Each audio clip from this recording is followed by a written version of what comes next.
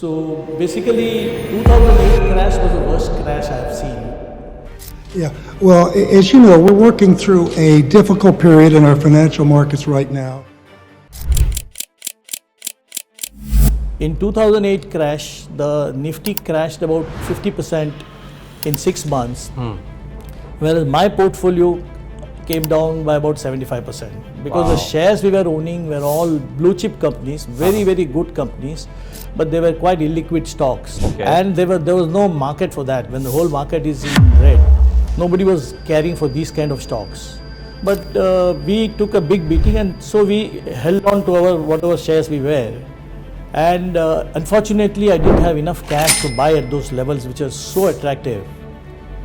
Subsequently, the lesson that I've learned from this crash, the most important lesson is you must have some cash with you.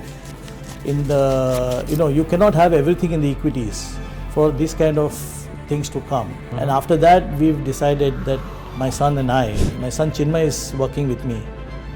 So we both decided that we should have at least 10% cash in our portfolio. Okay. And it has been pretty good. So after that, 2020 crash was a COVID crisis. That crisis was actually a life crisis. It was not just the stock market, but everything was down. People were not sure whether they'll live or not. Right. I also lost a couple of friends and 1 or 2 relatives also. So it was, a lot of panic was there, and a lot of blood on the street was there. Stock market was, nobody bothered to look at it. But then the valuations were very, very low, and with our experience of 2008 crash, we had a lot of cash at that time.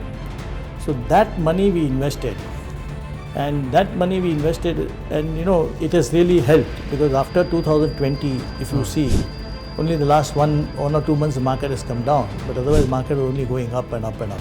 Got it.